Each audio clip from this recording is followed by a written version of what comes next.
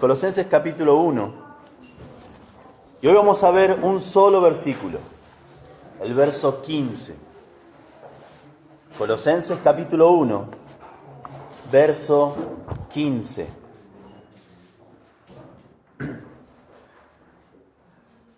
Colosenses capítulo 1, verso 15. Dice así, Colosenses 1:15. Dice, Él, hablando de Jesucristo, es la imagen del Dios invisible, el primogénito de toda creación. Oremos, Padre, como vimos en la escuela dominical, necesitamos, Señor, de tu auxilio. Necesitamos de que tú nos ilumines a través de tu Espíritu Santo para entender tu palabra, para comprender lo que ella demanda de nosotros. Y necesitamos, Señor, de tu Espíritu Santo para obedecerla. Sabemos que separados de ti, nada podemos hacer. Y que este versículo pueda encontrar lugar en nuestros corazones para que podamos ser obedientes a tu palabra. Te lo pedimos en el nombre de Cristo Jesús.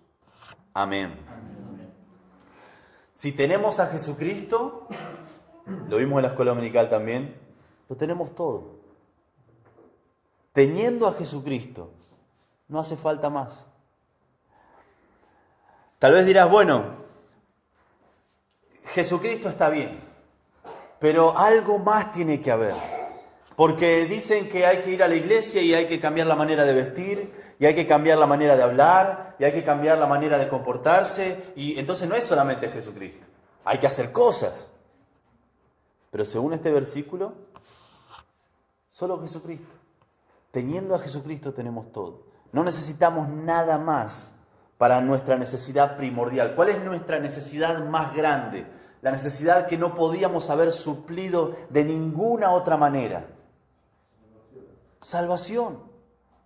Sin Jesucristo, todos y cada uno de nosotros estábamos destinados a una eternidad en el infierno. No importa cuán bueno hayas sido. No importa cuántas buenas obras hayas hecho.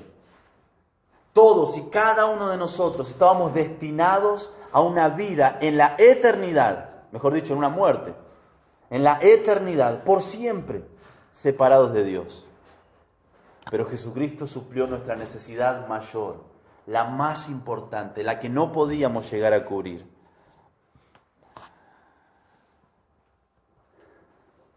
La iglesia de Colosas estaba siendo atacada por una herejía, una corriente filosófica que se llamaba gnosticismo. Gnosis viene de conocimiento. Y esta corriente proponía básicamente que Jesús no era suficiente para alcanzar la salvación.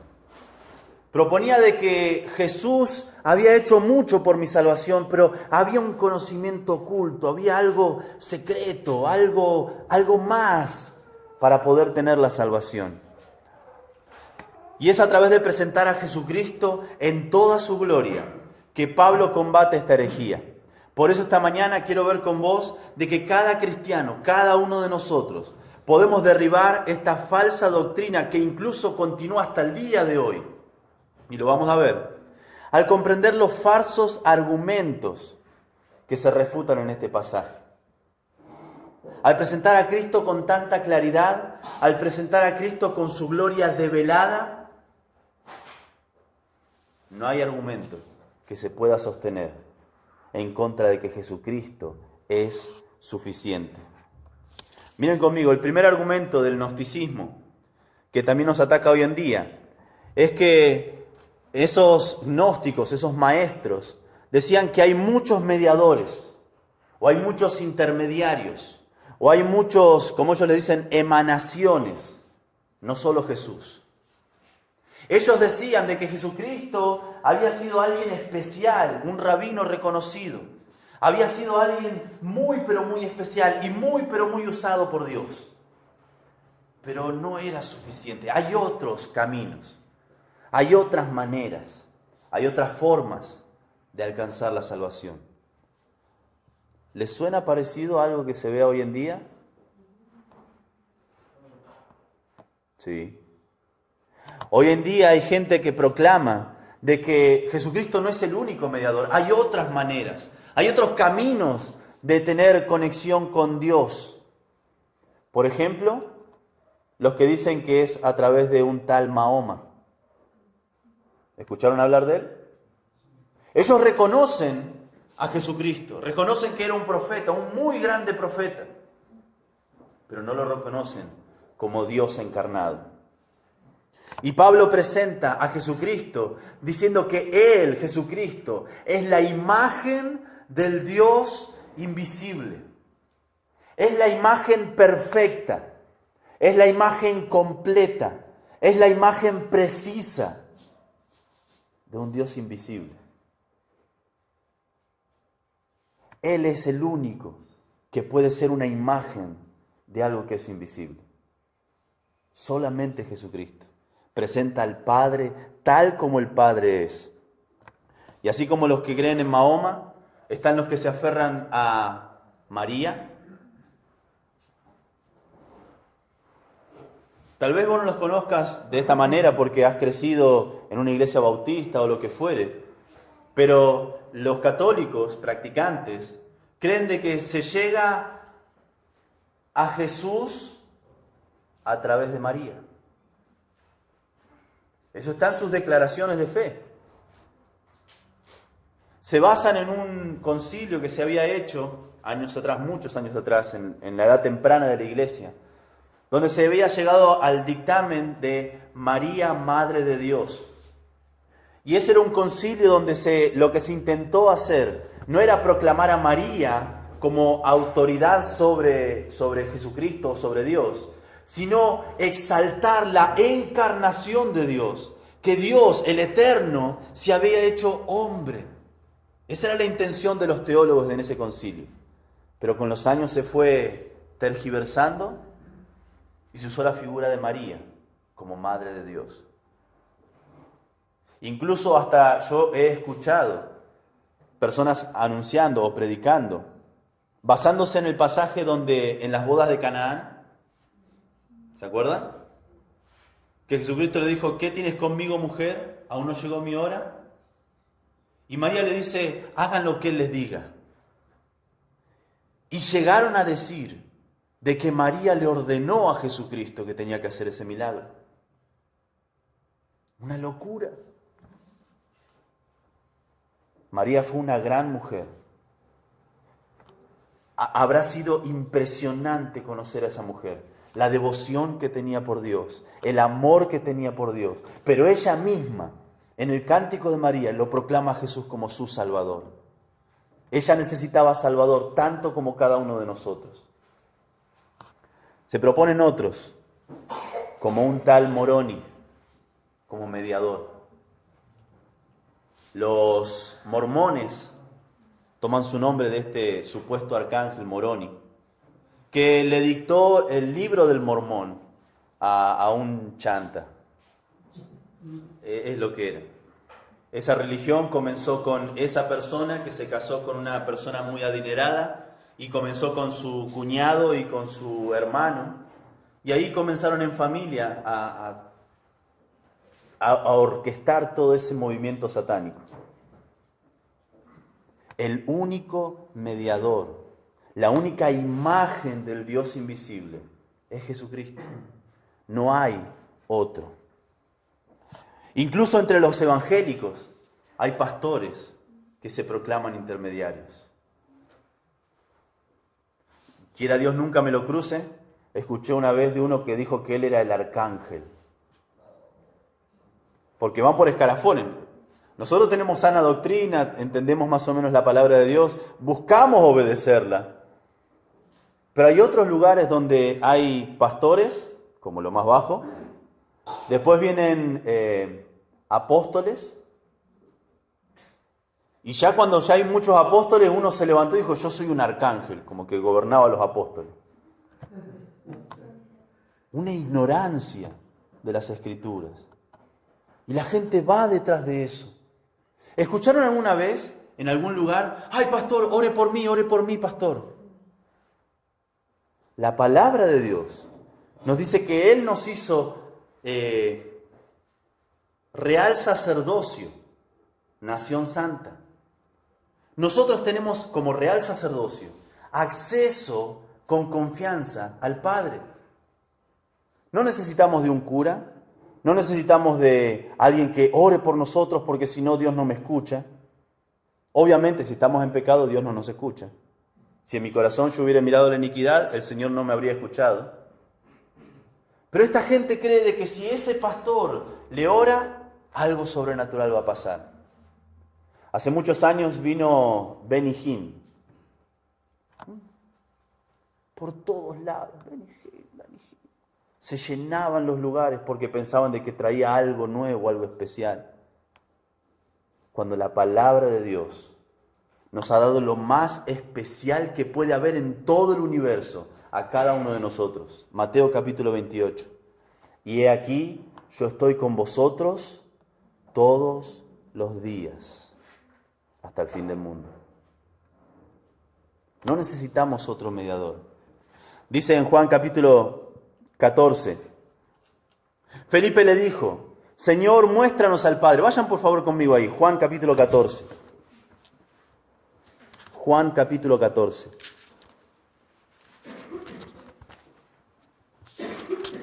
Juan capítulo 14.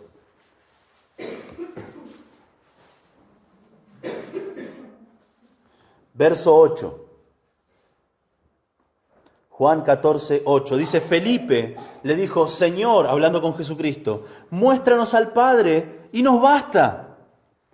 Jesús le dijo, ¿tanto tiempo hace que estoy con vosotros y no me has conocido, Felipe? El que me ha visto a mí, ha visto al Padre, al invisible. ¿Cómo pues tú dices, muéstranos al Padre? ¿No crees que yo soy? Otra vez, ese es un título de Dios. Él estaba proclamándose otra vez como Dios, como Jehová. ¿No crees que yo soy, verso 10, en el Padre y el Padre en mí? Las palabras que yo hablo, no las hablo por mi propia cuenta, sino que el Padre que mora en mí, Él hace las obras. Jesucristo nos mostró cómo era el Padre. Él es la imagen del Dios invisible. Es más, no solamente nos mostró cómo era el Padre, nos mostró cuál era el camino hacia el Padre. En el mismo capítulo de Juan 14, vayan conmigo por favor al verso 1. Juan 14, verso 1 dice así, no se turbe vuestro corazón, ¿creéis en Dios? Creed también en mí. En la casa de mi Padre muchas moradas hay, y si no fuera, no fuera, yo os lo hubiera dicho. Voy pues a preparar lugar para vosotros. Y si me fuere y os preparare lugar, mejor dicho, cuando me fuere y os preparare lugar, vendré otra vez y os tomaré a mí mismo, para que donde yo estoy, vosotros también estéis. Y sabéis a dónde voy, y sabéis el camino. Le dijo Tomás, Señor, ¿no sabemos a dónde vas? ¿Cómo pues podemos saber el camino? Ustedes lo saben de memoria. Jesús le dijo, yo soy Él y nadie viene al Padre. Nadie, absolutamente nadie viene al Padre sino por mí. Esta secta, estos gnósticos, que hasta el día de hoy siguen dando vuelta, tienen que entender que el único camino al Padre es a través de Jesucristo. ¿Recuerdan la noche en el huerto de los olivos? Jesucristo en ese momento de agonía, ¿recuerdan? Que Él llevó consigo a algunos discípulos y le dijo, oren por mí. El espíritu está dispuesto, pero la carne es débil. Oren por mí. Y pasó esa noche orando, pasó esa noche en angustia. En Mateo capítulo 26, dice que, verso 37, Mateo 26, 37, vayan por favor conmigo ahí también. Mateo 26, verso 37.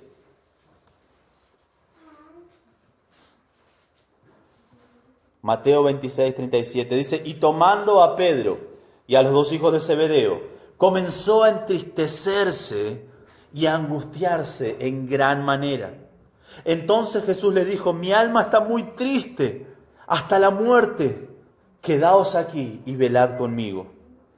Yendo un poco adelante, se postró sobre su rostro, orando y diciendo: Padre, si es posible,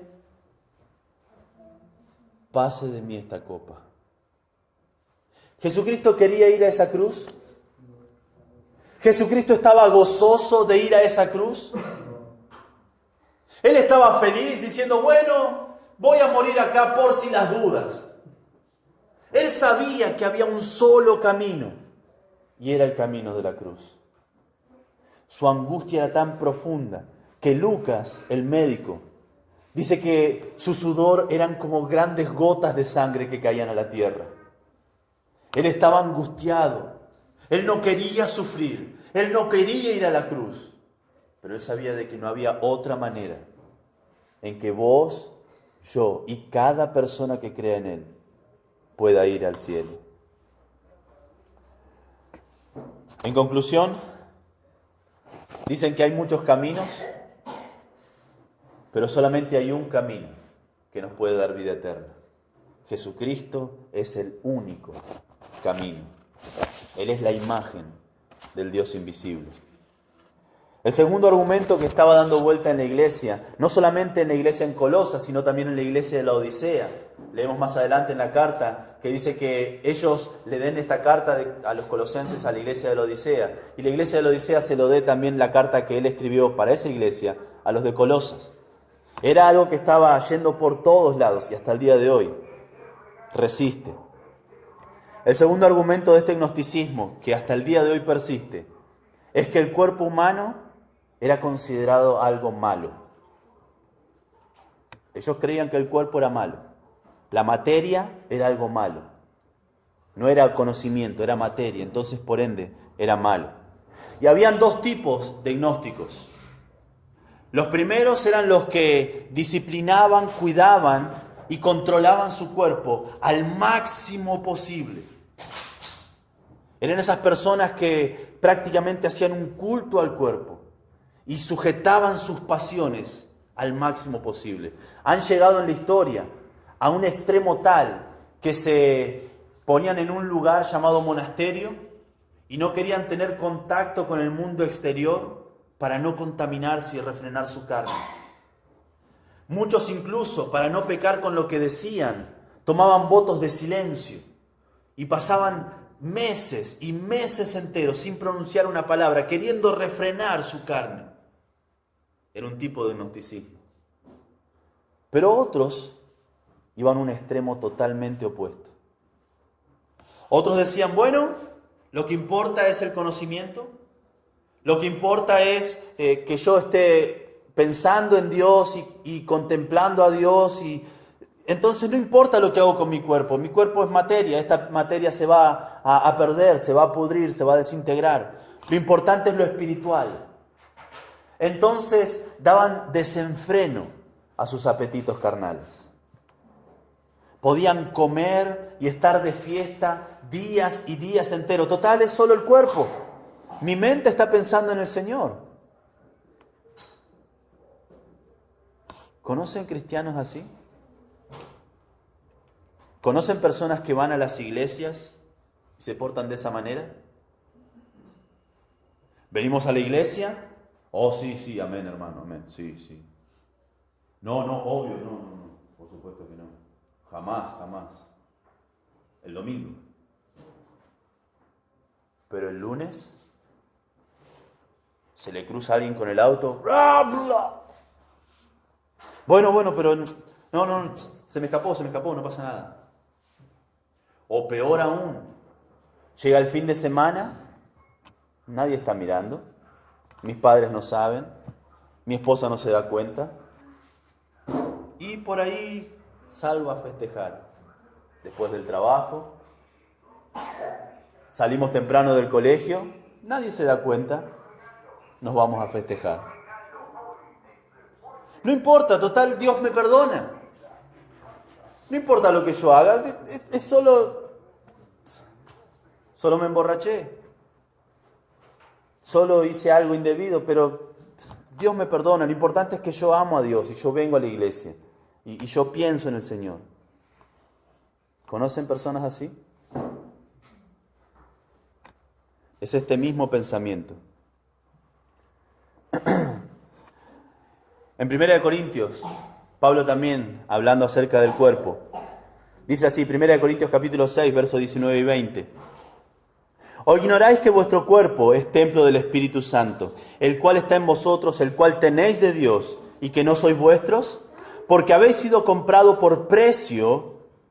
Glorificad pues a Dios en vuestro cuerpo y en vuestro espíritu. Dios no solamente murió por tu espíritu. Dice acá la palabra de Dios, en vuestro cuerpo y en vuestro espíritu, los cuales son de Dios. Tu mente le pertenece a Dios, tu espíritu inmortal le pertenece a Dios, tu cuerpo le pertenece a Dios. Lo dice la palabra de Dios. Sin embargo, hoy por hoy, solo es mi cuerpo, no pasa nada. Dice 1 Corintios también, en el capítulo 6, verso 13. Las viandas para el vientre y el vientre para las viandas. Este era un dicho conocido en Corinto. Pero tanto el uno como al otro las destruirá Dios. Es este pensamiento. Comemos, no pasa nada. Si hay comida es para comer. Total, esto se destruye. Pero Pablo dice a este razonamiento, pero el cuerpo, 1 Corintios 6:13, no es para la fornicación, sino para el Señor, y el Señor para el cuerpo. A Dios le interesa lo que hacemos con nuestro cuerpo. La verdad liberadora es que el cuerpo no es malo. Jesucristo es la imagen del Dios invisible. Jesucristo tomó un cuerpo humano. Si el cuerpo fuera algo malo, Jesucristo no hubiera venido en cuerpo. Si el cuerpo fuera algo que no importa, Jesucristo no hubiera tomado forma humana. Si el cuerpo fuera malo, como ellos decían, como el Dios eterno, el santo, santo, santo, que no puede ver corrupción, que no tiene comunión con el pecado ni con las tinieblas, iba a tomar forma humana. Él es la imagen del Dios invisible. Nuestro cuerpo es valioso para Dios, junto con lo que hacemos con nuestro cuerpo. Romanos capítulo 12, verso 1, nos muestra cómo no podemos divorciar nuestra consagración del cuerpo con nuestra consagración del espíritu. Dice así, Romanos capítulo 12, verso 1. Así que, hermanos, os ruego por las misericordias de Dios, que presentéis vuestros cuerpos en sacrificio vivo, santo, agradable a Dios, que es vuestro culto racional. ¿Dice que presentéis vuestras mentes? ¿Dice que presentéis vuestro espíritu? No, que presentemos nuestros cuerpos. Escuché una historia en cuanto a esto. Se las quiero compartir. Se dice que en un desayuno americano, el cerdo y la gallina iban hacia el desayuno. Los jóvenes que estuvieron en una conferencia que yo estuve la saben ya. Y ustedes saben, ¿qué se sirve en el desayuno americano? Tocino y huevos o revueltos o fritos o como venga. De todo. Y dice que iba el cerdo para el desayuno en la granja y también iba la gallina. La gallina iba contenta. Estaba contenta, estaba feliz. Vamos a desayunar. El cerdo arrastraba los pies. No quería ir. ¿Pero qué te pasa, cerdo? Vamos, que hay que desayunar.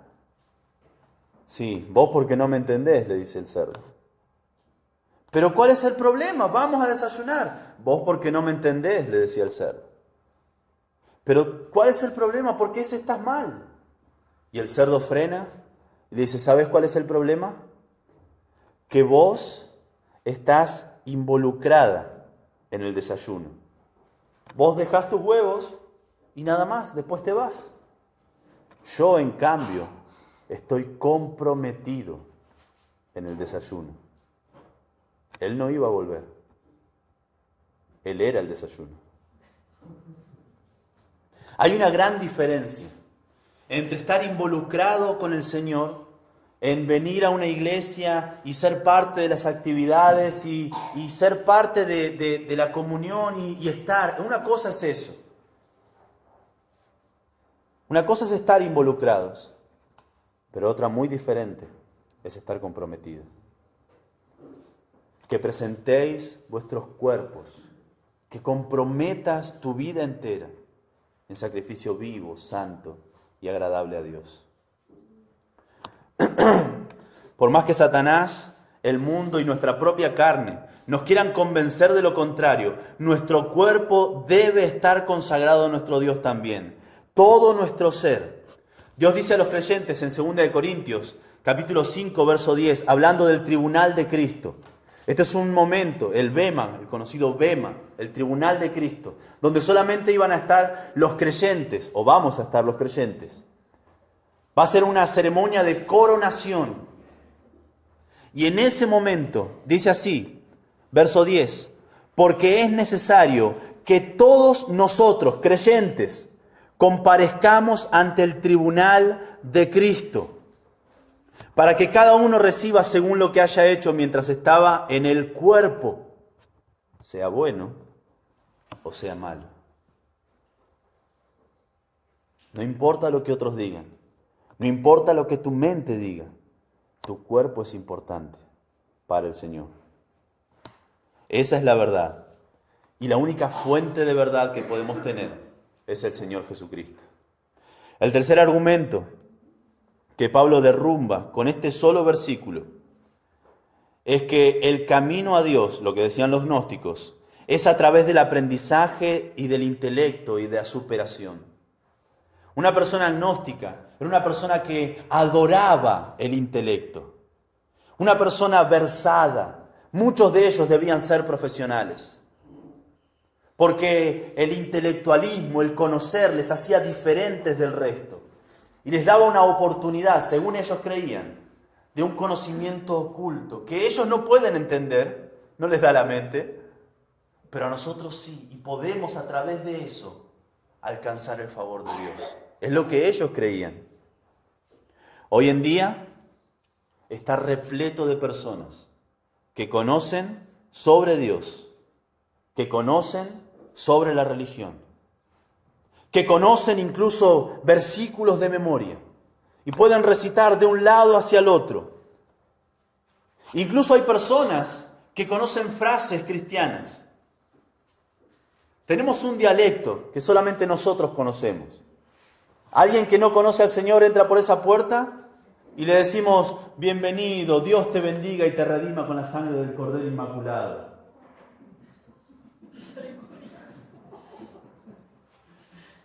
Son cosas que entendemos nosotros.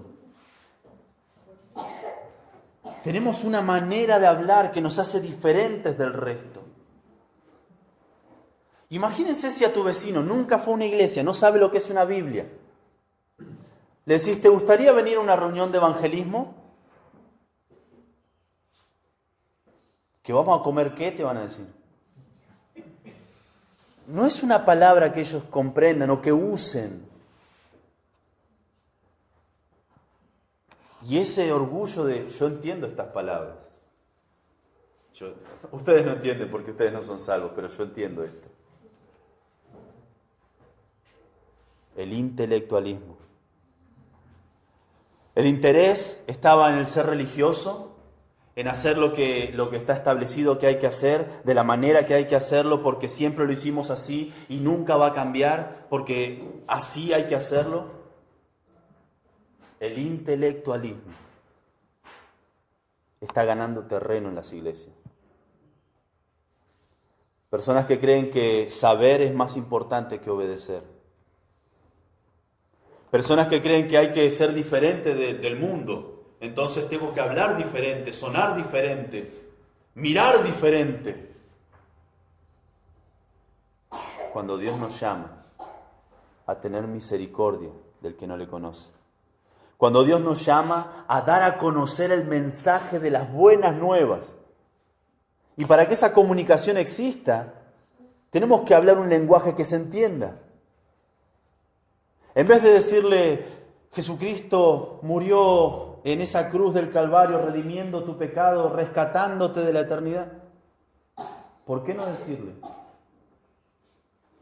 ¿Sabes que hay mandamientos de parte de Dios? Y el que cumple los mandamientos puede ir al cielo. ¿Te puedo hacer la pregunta? Son los 10 mandamientos, todos los conocen. ¿Alguna vez mentiste? Te va a decir que sí. Todos mintieron alguna vez y todos lo reconocen. ¿Alguna vez robaste? Por ahí te dice que no.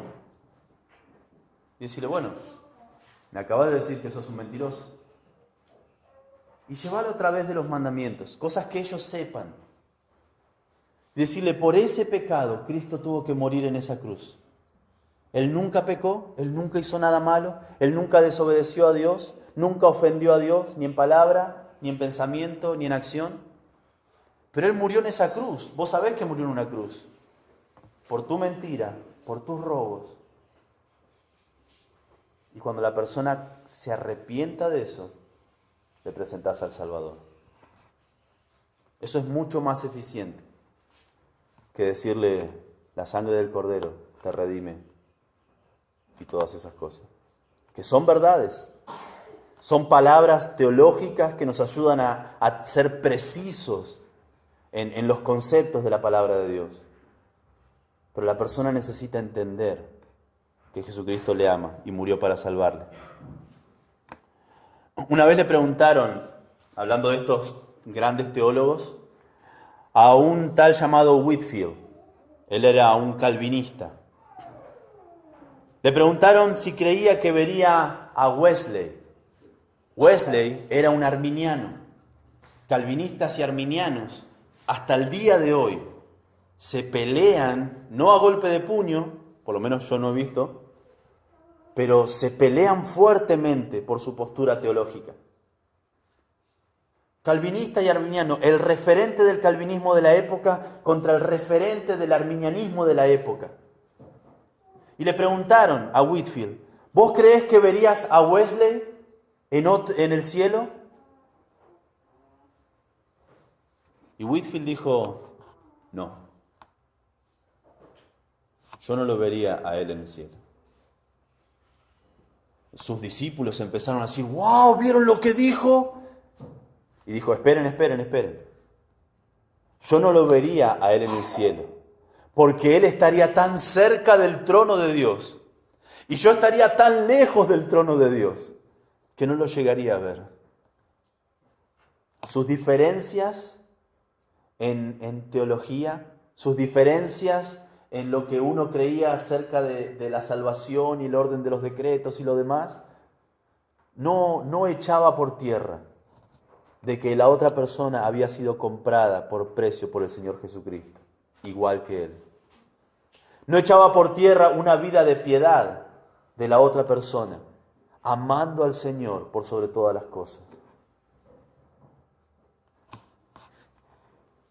Dios no salva a personas por su conocimiento religioso de Dios. Dios salva tanto al culto como al inculto. Dios salva de la misma manera al pobre como al rico. Dios salva de la misma manera al culto como al ignorante. Dios salva de la misma manera al joven como al adulto.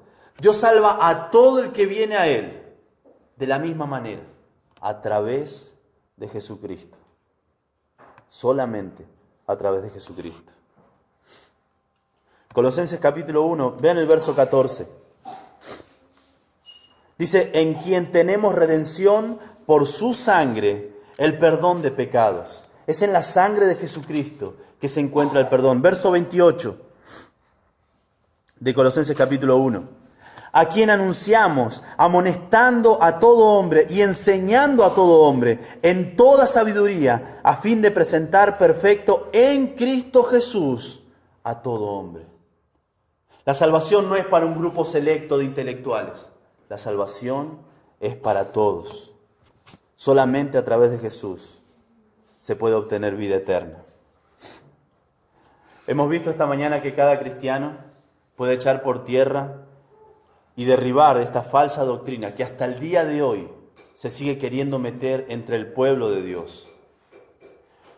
Cuando se nos dice que hay muchos mediadores aparte de Jesús, respondemos que Jesucristo es el único camino.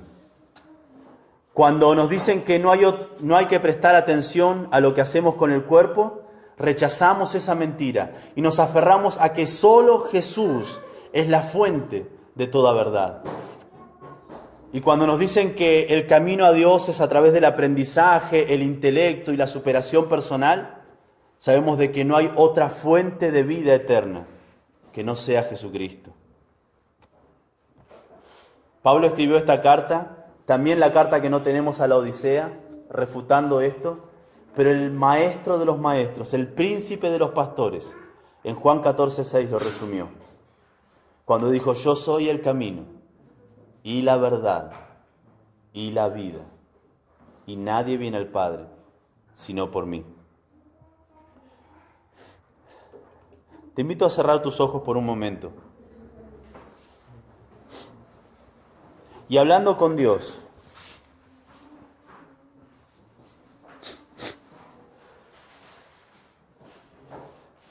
quiero preguntarte qué camino estás tomando en tu vida. ¿Cuál es la senda que decidiste caminar en tu vida? Si no es Jesús, no vale la pena seguir por ese camino. ¿Cuál es la verdad que estás creyendo en tu vida? De que podés hacer lo que quieras con tu cuerpo, total, no importa. O si es la verdad de la palabra de Dios, de que tanto tu cuerpo como tu espíritu le pertenecen a Dios. ¿En qué estás confiando para alcanzar perdón de tus pecados y vida eterna? ¿En tu intelecto? ¿En tu conocimiento? ¿O solamente en Jesucristo? Te invito a que sea solo en Jesús, que solamente en Él y a través de Él y por los méritos de Él puedas tener esperanza de vida eterna, puedas compartir tu esperanza de vida eterna. Padre, te agradecemos, Señor, porque solamente en ti y a través de ti podemos saber cuál es la verdad. Solamente tú eres el único camino que nos lleva a la vida eterna. Tú eres la única fuente inagotable de vida para nuestra vida.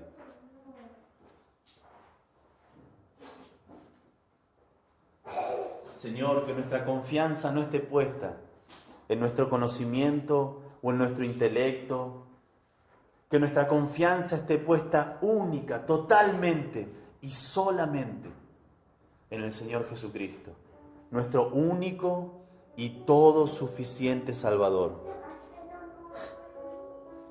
Que solamente en ti esté puesta nuestra fe cuando dudamos, cuando el pecado toca a nuestra puerta, que podamos aferrarnos a ti. Tú eres el único que puede decir que eres la imagen del Dios invisible. Tú eres el primogénito, el más importante, el preeminente entre toda la creación. Por eso confiamos en ti. Y a través de ti te pedimos esto. En tu nombre, Jesucristo. Amén.